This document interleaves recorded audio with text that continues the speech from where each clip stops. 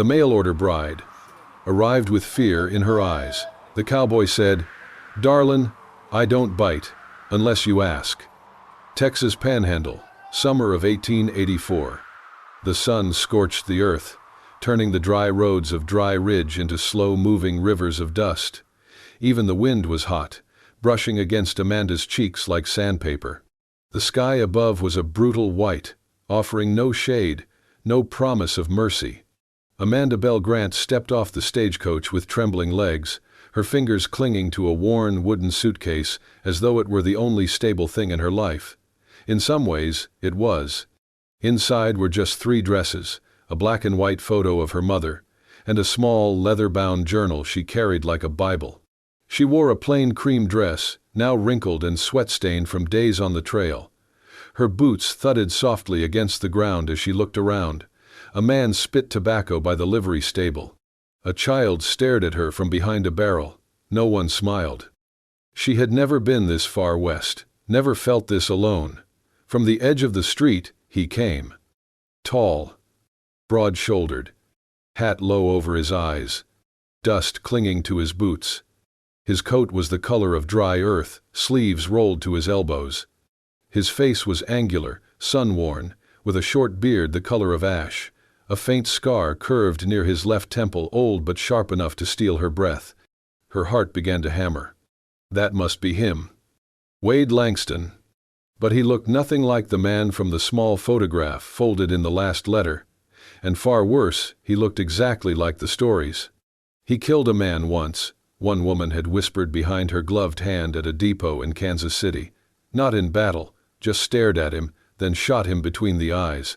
His fiancée left him at midnight, said another, walked barefoot through a field, just to get away. Amanda clutched her suitcase tighter, her breath caught. She instinctively stepped back. The man stopped a few feet away from her, standing tall but not towering, observing her like a rancher studies a wild colt. Not with hunger, not with cruelty, just with a kind of quiet patience that somehow unnerved her even more. Then, his lips tilted into something that could have been a smile. His voice was low, rich, like smoke curling from a chimney. "Darlin, I don't bite, unless you ask." The words hit her like a slap. She blinked, her shoulders stiffened. Heat rushed to her cheeks, embarrassment maybe, or a flicker of fear. Her knuckles whitened around the suitcase handle. But when she didn't respond, he took a half step back, raised both hands slightly, not in surrender, just in soft assurance. "Sorry," he said gently. "That was a poor joke. I'm Wade Langston. You must be Miss Amanda Grant?" She gave a small nod, still avoiding his eyes. She couldn't look at him too long. Something about that face carved by wind and war made her feel both exposed and invisible all at once. He reached out a hand, then thought better of it. Instead, he bent and picked up her suitcase. He didn't swing it like a man would with a heavy load. He held it carefully, like it might contain glass. "It's about half a mile to the ranch," he said. "It ain't fancy, but it's home, and it's safe." She hesitated, then followed, always 3 steps behind. They walked, in silence. Amanda didn't know what she expected. She had imagined an awkward handshake, some sort of nervous conversation, maybe even a cold, transactional tone. But not this. Not a man who noticed her fear and didn't feed it. She glanced sideways at him. He wasn't looking at her. His jaw clenched, his brow slightly furrowed. He was giving her space, letting her breathe. And somehow, that unsettled her, more than if he'd been forward. He didn't leer. He didn't ask about the wedding. He didn't reach for my hand, she thought. He just walks. And then, quietly, inside her head, another thought whispered, "He's not like the others." Wade walked a little ahead, watching the horizon, but inside, his thoughts were circling like vultures. "She's frightened. I can see it. Like a deer about to bolt. Don't push. Don't ask. Don't ruin it like before." His grip on the suitcase tightened. Not because it was heavy, but because it was hers. When the ranch finally came into view, a modest house, weathered barn, and crooked cottonwood tree, Amanda paused. Wade turned to her and said calmly, "This house is yours, if you want it. There's a room made up, with a lock inside. You don't owe me anything, not tonight, not ever, if you change your mind." Amanda didn't reply. She stepped over the threshold, not because she trusted him, but because, for the first time in a long time, she didn't feel like prey, and for now, that was enough. The house was smaller than Amanda expected, but not in a disappointing way, just honest, weathered boards, a porch with a creaking step. The cottonwood tree out back leaned slightly east, as if the wind had tried to break it, failed, and gave up. Inside, the air smelled of pine soap, iron, and dry earth. There were no curtains, no decorations, just a clean floor, a stove, and furniture built more for endurance than style. Everything had its place. Nothing was wasted. Wade motioned down the hall to a small room at the far end. "This one's yours, locks on the inside. If you need anything, just call out." His tone was calm, unassuming. His eyes never dropped below her chin. Amanda didn't know whether to feel comforted or more afraid. She gave a small nod and stepped inside. The door clicked shut behind her. That night, she sat curled on the bed, still in her travel dress. She hadn't dared to change. The unfamiliar silence pressed against her ears.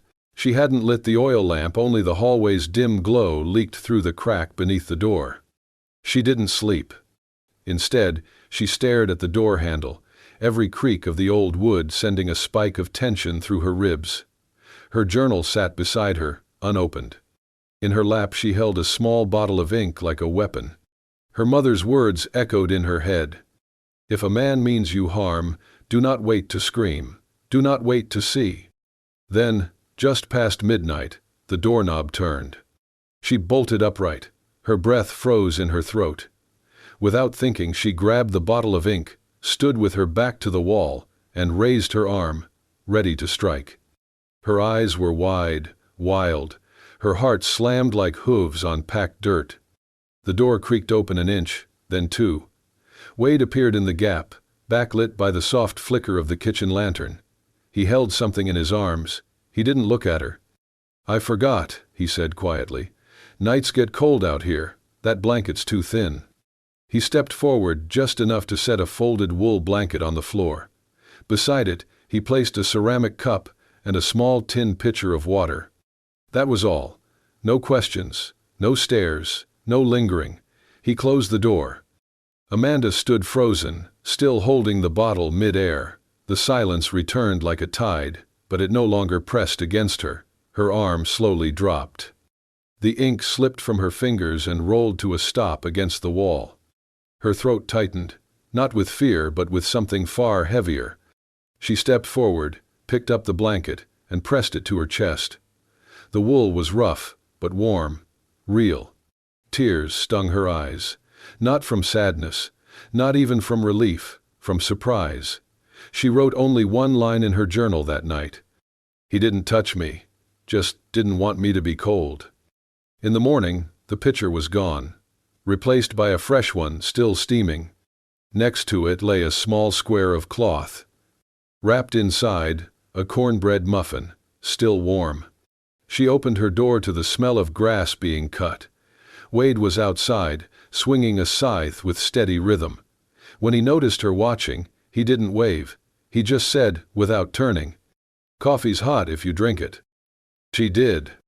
Later that afternoon, Amanda stepped into the back garden.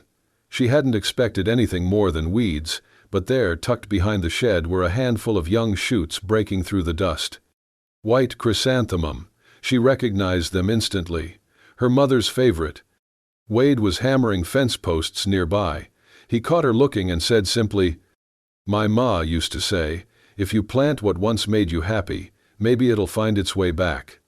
Amanda didn't answer, but her hand unconsciously reached up and touched the pendant at her neck. That evening, just before dusk, she wandered behind the house, toward the old cottonwood tree. The wind tugged at its limbs. Some were broken, bent toward the earth, but its trunk held firm. New leaves had begun to push through the scarred bark. Wade joined her quietly. "Wind'll snap your branches sometimes," he said, But if the root's good, you'll grow back." Amanda looked at the tree, then at him. She didn't speak, but for the first time, her lips curved, not wide, not certain, just enough, and this time, it was real. It was the fourth morning since Amanda arrived at the ranch when Wade rode back with a fresh cut across his right shoulder. The sun hadn't yet passed the ridge, but sweat clung to his brow, and his shirt was torn, dark with blood. He said nothing as he dismounted, only winced slightly when his boot hit the ground. Amanda had just stepped out onto the porch with a tin cup of coffee in hand. She saw the ragged cloth, the way he held one arm tighter than the other, and froze. "I'm fine," he muttered, waving it off. But she didn't step aside. Instead, she said softly, "Sit." He hesitated, surprised by the steadiness in her voice. But then he sat on the bench just outside the door. Amanda walked past him, returning with a basin of water, a rag, and the bottle of antiseptic she had found in the kitchen cupboard 2 nights ago. She knelt beside him. "Take off your shirt," she said quietly, eyes not meeting his. He hesitated, not out of modesty, but something heavier. His fingers lingered on the buttons, then slowly worked them open. The fabric peeled away from his shoulder, sticky with dried blood. Amanda dabbed at the wound, gently but firmly. As the blood lifted, the scar beneath became visible. It wasn't new. A thick, jagged line carved diagonally across his back, pink and cruel against his sun-darkened skin. Amanda stared for a moment, longer than she meant to. Wade felt her pause. He did not flinch, but his voice dropped, rough and low. "That one ain't from today." Amanda didn't speak. He exhaled, slow. "I was in Tennessee. They caught me outside Franklin. I was a Union scout. One of them Confederate patrol, maybe just boys with guns, dragged me behind a barn where they'd trapped some runaways inside a church." His voice flattened. Each word came like the tightening of a knot. "They told me to set fire to it. Said if I didn't, they'd do worse. Said I'd earn my freedom if I followed orders." Amanda's hands froze. "I told them no." The breeze shifted the cottonwood leaves above. Wade kept staring forward, into the pasture beyond the fence. "So they whipped me. Left me there. Didn't kill me, though. Guess that was the lesson." Amanda pressed the rag to the edge of the wound. The silence between them deepened. Inside her chest, doubts stirred. The voice of her mother again. "Men with pasts, carry them into your future. Be careful." But the man before her wasn't just a past. He was present, still, bleeding, breathing, not defending what he had done, but owning what he hadn't. He could have lied. He didn't. She dipped the rag again, squeezing water over the fresh cut. The redness receded slightly.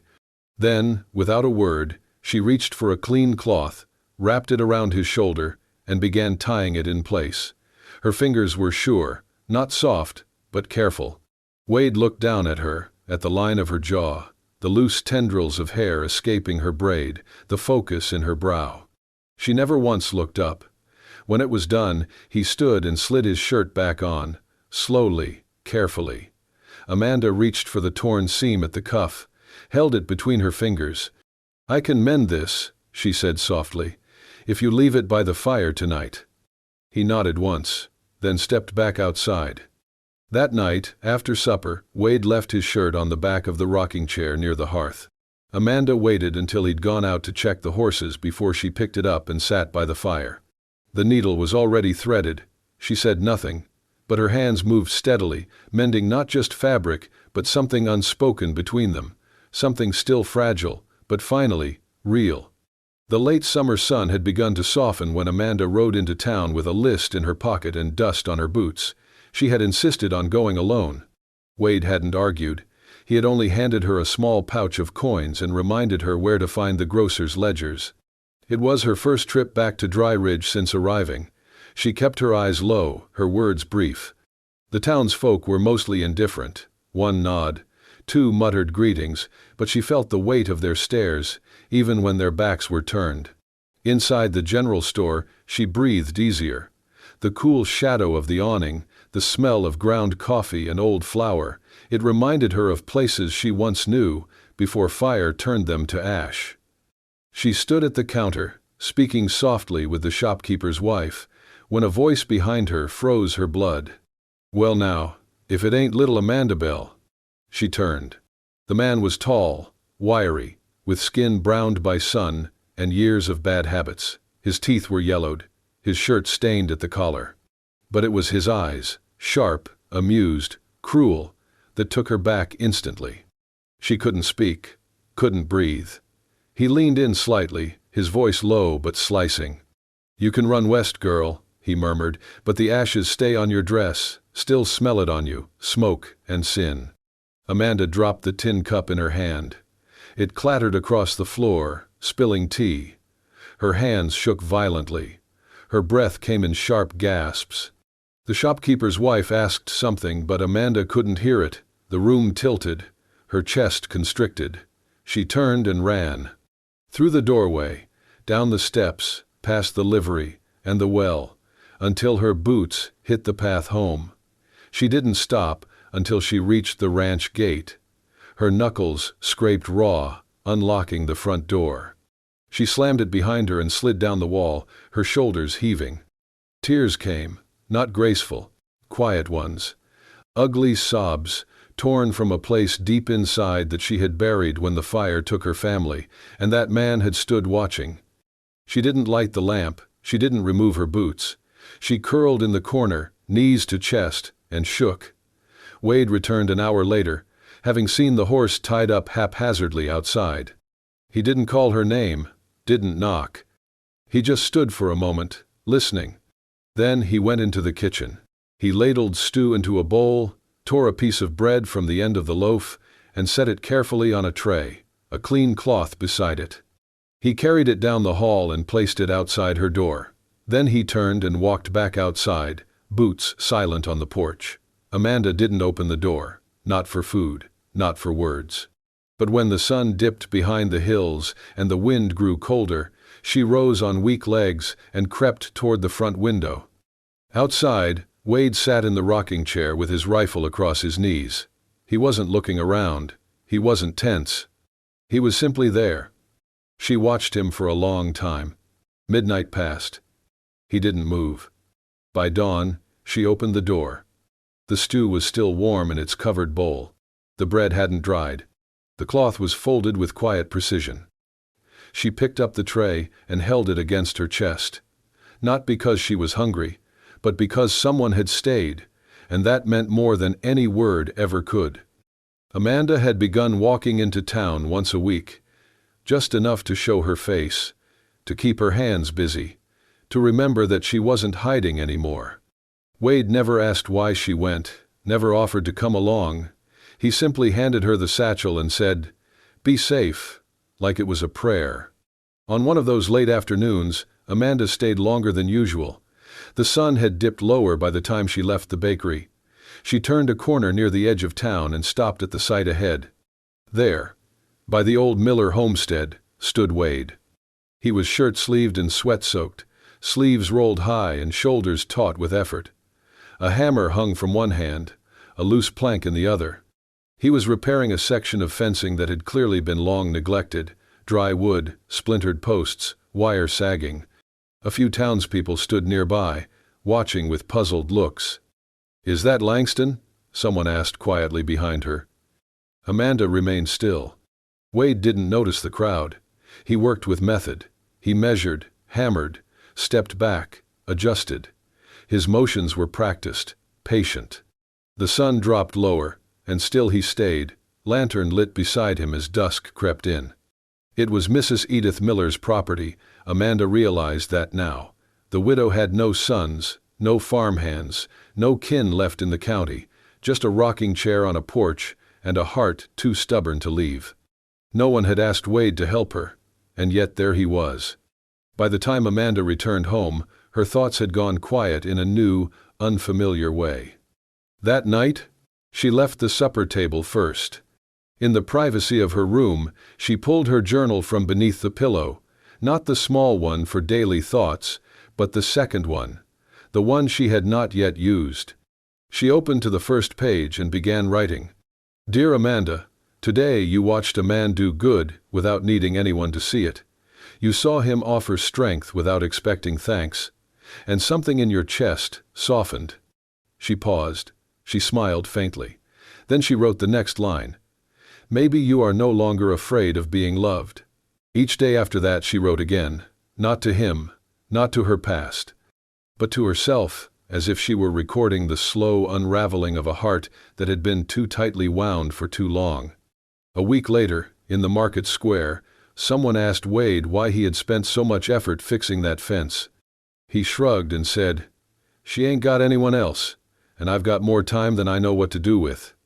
No pride, no explanation, just quiet honesty. Amanda overheard it. She didn't speak, but she looked at him that evening across the dinner table, and for the first time, she didn't look away. The air had cooled with the turning season. Nights came earlier, darker. Amanda had taken to reading on the porch steps after supper, a wool shawl around her shoulders and her journal in her lap. Sometimes she wrote, sometimes she just held the book and listened to the crickets. That evening, after a quiet meal, she left the table with her journal tucked under one arm, but in her tiredness, or perhaps in a moment of distraction, she left it on the arm of the chair by the hearth. Wade came in from the stable later, fingers sore from lifting grain. He saw the book, flipped half open, a page creased by the weight of the leather cover. He should have walked away. But the handwriting caught his eye. Familiar loops. He had seen her write like that in the mornings, always bent over the page as though afraid someone might steal her thoughts. He picked it up gently, meaning only to set it aside. Then he saw the words. "I came here to forget, not to fall in love. I married him because I needed to leave that place behind, not because I needed him." His hands froze on the leather cover.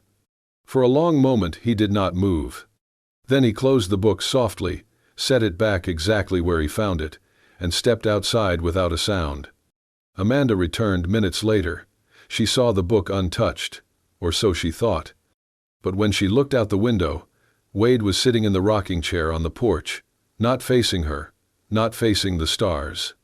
Just facing nothing. And for the first time since she'd arrived, he didn't say good night. He didn't even glance her way when she whispered, "Wade?" No answer. Only the creak of wood beneath his weight, the rhythmic breath of someone trying to keep something inside. Amanda stood at the doorway for a long time, heart aching. The line she had written came back to her like a sharp wind. Not because I needed him. She hadn't meant it to hurt. It was her truth at the time, a survival truth, but it read like a wound, and she knew now that Wade had seen it. She spent that night staring at the ceiling, the blanket tucked around her as if it could guard her from the space growing between them.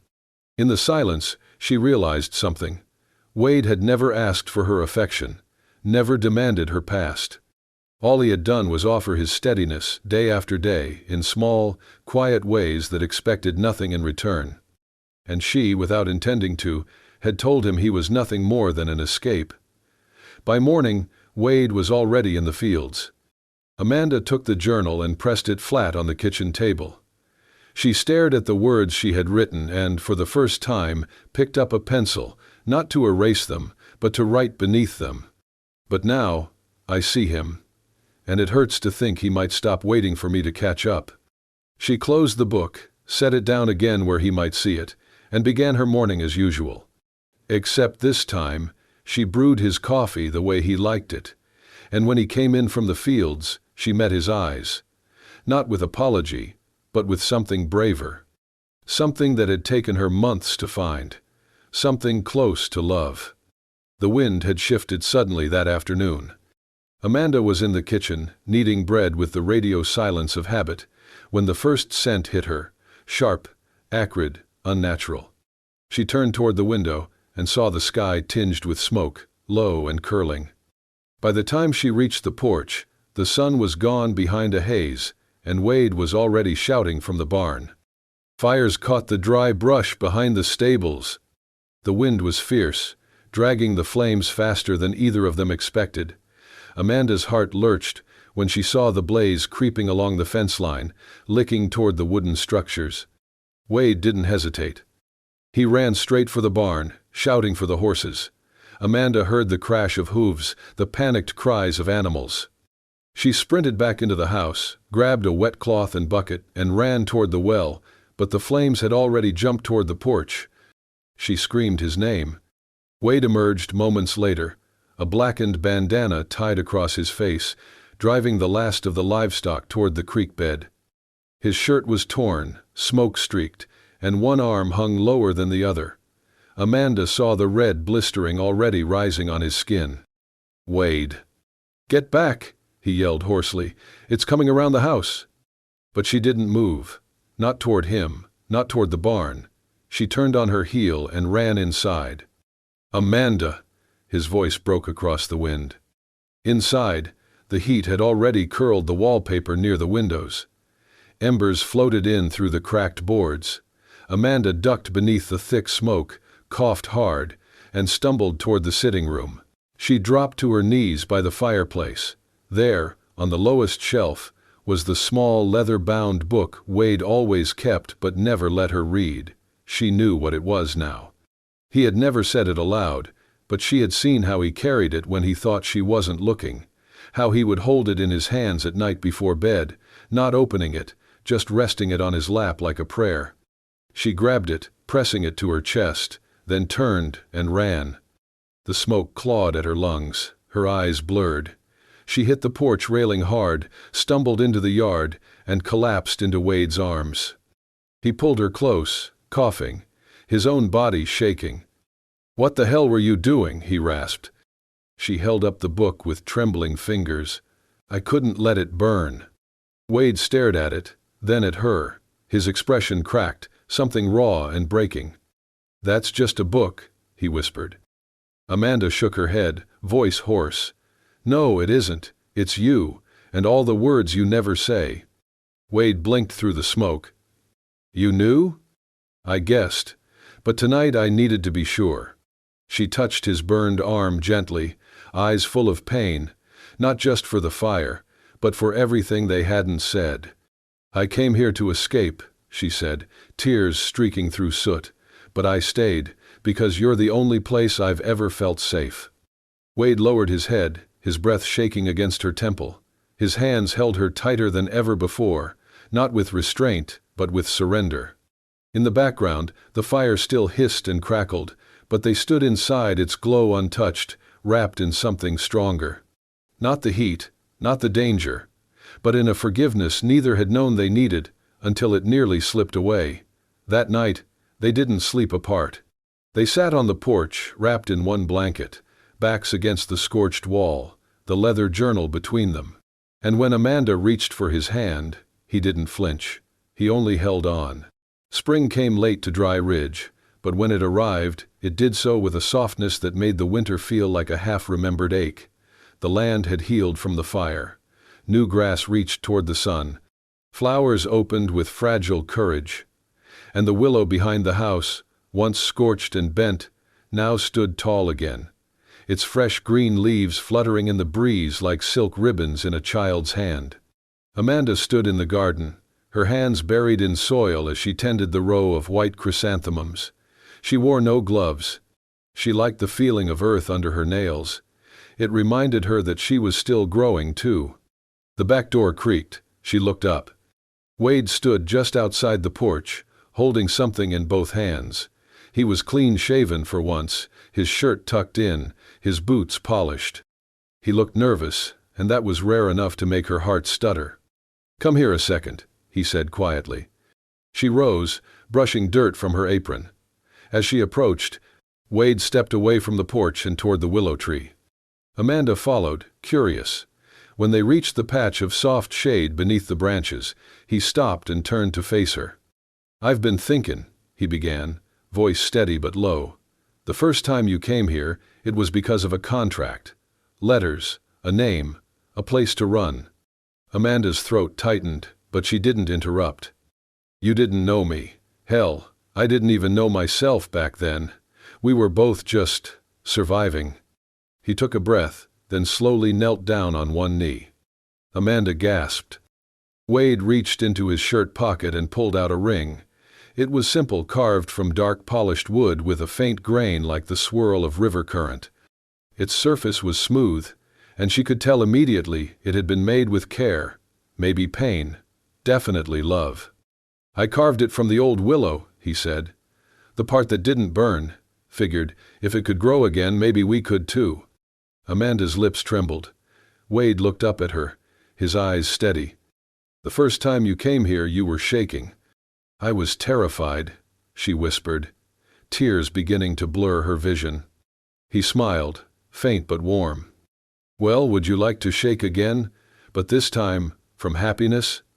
Amanda let out a sound between a laugh and a sob. She covered her mouth with both hands. Then she nodded. "Yes," she choked. "Yes, Wade." He stood, slipping the ring onto her finger with a hand that was still rough from years of work, but trembling now with gentleness. They didn't kiss right away. Instead, they just held each other, beneath the tree that had almost died, beneath the sky that finally seemed kind again. Later, as the wind picked up, Amanda stepped back and extended her hand with a smile. "Dance with me?" "There's no music," Wade said, eyebrows raised. "There is," she replied. "You just have to listen." And so they danced, barefoot in the grass, her head on his shoulder, his hand at the small of her back. No one watched, no song played. Only the whisper of the willow leaves above them, and the sound of two hearts that had learned, after all the fire and fear, how to beat as one. Thank you for joining us on this unforgettable journey through the dust and tenderness of Dry Ridge. If Amanda and Wade's story touched your heart, if that final dance beneath the willow made you believe in second chances and love born from ashes, then don't forget to hit that hype button. It helps us bring more powerful Wild West love stories to life. And if you haven't already, subscribe to Wild West Love Stories and ring that bell so you never miss a tale of passion, redemption, and the kind of love that can only rise from the frontier. Until next time, partner, ride slow, love hard, and let your heart hear the wind.